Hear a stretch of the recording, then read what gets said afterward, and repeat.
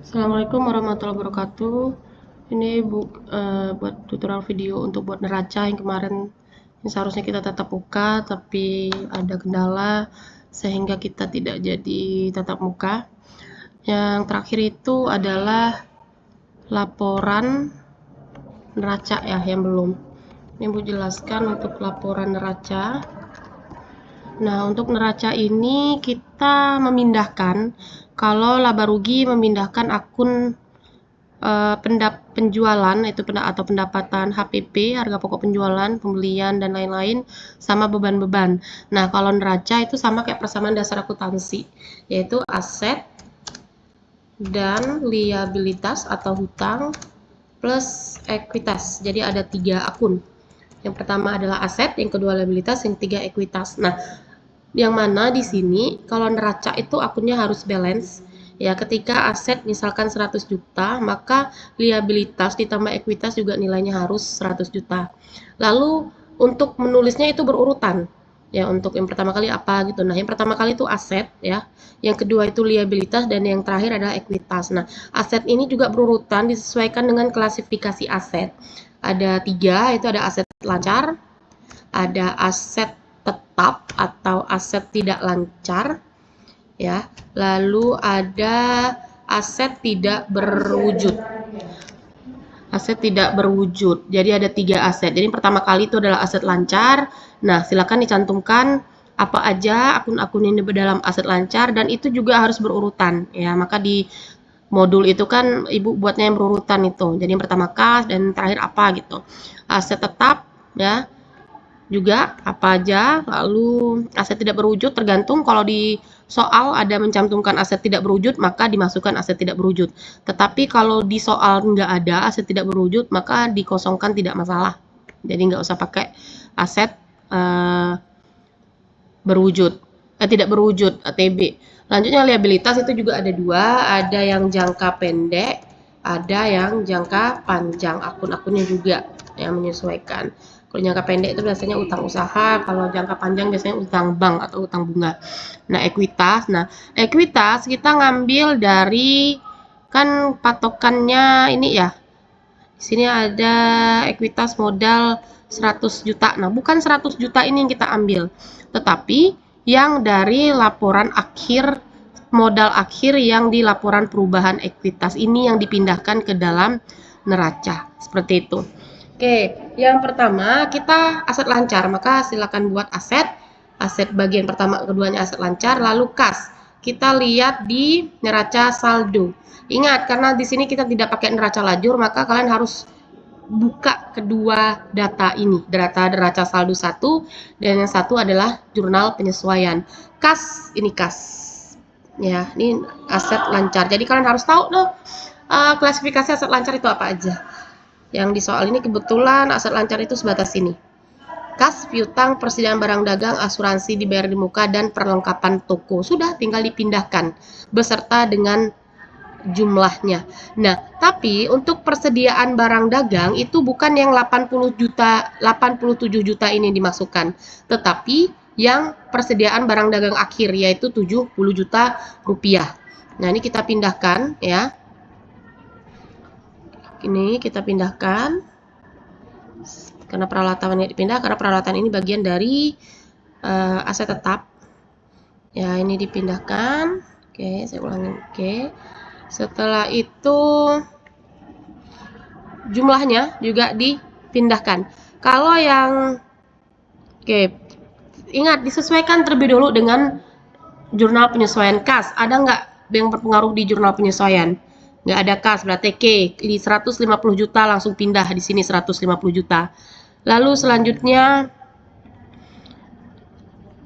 piutang dagang, ada nggak di sini yang berpengaruh dengan piutang dagang di jurnal penyesuaian? Nggak ada, maka total 34 juta tinggal dipindahkan 34 juta. Selanjutnya persediaan barang dagang. Nah, persediaan barang dagang itu kan ada di neraca saldo, ada di dalam jurnal penyesuaian juga ada. Nah, yang kita ambil itu yang di jurnal penyesuaian, yaitu sebesar 70 juta rupiah. Lalu selanjutnya ada asuransi dibayar di muka. Cek, ada nggak di dalam jurnal penyesuaian asuransi dibayar di muka? Ternyata ada. Ya, ini posisinya di kredit sebesar 1.500.000. Yang ini berapa? 3.500.000 di debit. Yang satu debit, yang satu kredit. Ya, maka kita kurang. Kenapa dikurang? Karena yang satu debit, yang satu kredit. Ya, kan berbeda tuh. Nah, kalau dia dijumlahkan, kalau dia sama-sama di debit atau sama-sama di kredit. Nah, sekarang kita lihat berapa asuransi di Bri Muka. Ada 3.500.000. Lalu di asuransi di Bri Muka ini ada 1.500.000. Maka dikurangkan terlebih dahulu. 3.500.000 dikurangi dengan 1.500.000. Hasilnya baru kita pindah. Hasilnya adalah 2 juta. Lalu yang selanjutnya adalah perlengkapan toko. Kita cek, ada nggak perlengkapan toko di dalam jurnal penyesuaian? Ternyata ada. Dan sama juga kayak tadi di kredit. Maka dia yang satu debit, yang satu kredit. Maka dikurangi. 5 juta dikurangi 12.50. Maka dapatlah 3.750. Nah, itu untuk aset lancar. Karena aset lancar kebetulan di soal ini hanya sebatas perlengkapan toko. Maka ya sudah dijumlahkan. Total aset lancar dijumlahkan mulai dari kas sampai perlengkapan toko. Ini totalnya ada 259.750. Nah, setelah tahu total aset lancar, kita masuk ke aset tetap. Kita buka dulu di neraca saldo. Aset tetap ini, peralatan toko dan akumulasi penyusutan peralatan toko. Kita lihat, ada nggak aset tetap di laporan AJP-nya? Oke, tidak ada aset tetap ya. Aset tetap saya tidak akan mengulangi lagi. Saya anggap kalian tahu dan seharusnya ya tahu ya. Maka ini kita pindahkan. Tetapi, nah ada tetapinya. Ini kan yang satu peralatan toko, yang satu akumulasi peralatan toko di debit dan di kredit. Nah, akumulasi peralatan toko ini akan mengurangi total peralatan toko.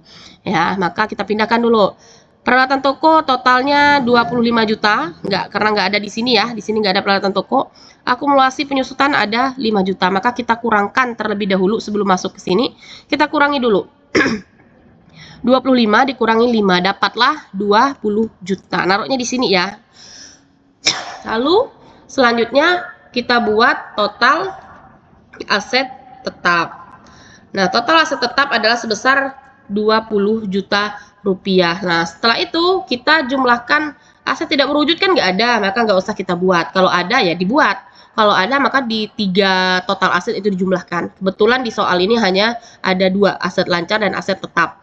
Maka ya udah, total aset lancar dijumlahkan dengan total aset tetap. Ya, ini 259.750 ditambah dengan 20 juta. Dapatlah hasilnya 279.750. Nah, ini adalah total dari aset. Nah, sekarang kita masuk ke liabilitas. Kita cek liabilitas itu adalah utang. Kita cek di neraca saldo. Ternyata hanya ada satu, yaitu utang dagang sebesar 38.500.000. Maka udah kita pindah. Ada nggak utang dagang di sini? Nggak ada. Maka ini kita pindahkan utang dagang sebesar 38.500.000. Kita cek nih jurnal penyesuaian. Ada nggak yang berhubung dengan utang? Ternyata ada, yaitu utang gaji sebesar 2.500.000. Ini kita pindahkan. Utang gaji sebesar 2.500.000. Ada lain? Oke, kita cek. Di neraca saldo nggak ada, tinggal utang dagang. Di sini juga nggak ada lagi utang, hanya ada utang gaji. Ya udah, kita jumlahkan. 38.500.000 ditambah 2.500.000, dapatlah hasilnya 41 juta rupiah. Ini disebut dengan total liabilitas ya, karena nggak ada liabilitas jangka pendek atau panjang. Ini jangka pendek nih. Ya udah, sekarang kita masuk ekuitas. Nah, ekuitas yaitu langsung modal Nyonya A, karena di sini perusahaan perseorangan. Nah, modal Nyonya A kita nggak ngambil lagi di neraca saldo. Di sini kan ada ya, modal Nyonya A sebesar 100 juta. Bukan ini yang kita pindahkan. Yang kita ambil adalah hasil akhir dari laporan perubahan ekuitas atau modal. Hasil akhirnya adalah 249.750. Nah, inilah yang dipindahkan. Maka dapatlah total liabilitas, ekuitasnya adalah 249.750. Nah, ini tinggal dijumlahkan. Apa yang dijumlahkan? Liabilitas ditambah ekuitas. Berarti 41 juta ditambah dengan modalnya 249.750. Dapatlah 290.750. Nah, ini Ibu sampaikan tadi di kelas bahwa ada selisih di sini ya. Berkali-kali Ibu cek, saya ulangin, soal pun saya ubah-ubah tetap aja ada selisih. Nah, jadi semestinya ini seharusnya balance ya. Jadi nanti kalian kerjakan, intinya caranya ya, caranya seperti ini.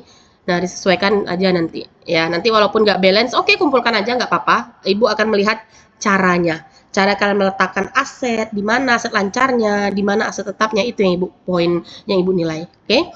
Lalu untuk kemarin ada laporan laba rugi, sudah Ibu jelaskan. Kemarin itu di persediaan barang dagang 31 Desember atau persediaan dagang akhir di HPP itu Ibu bilang tambah, semestinya dikurang ya. Jadi 152 juta dikurangi dikurang 70 juta, inilah hasilnya.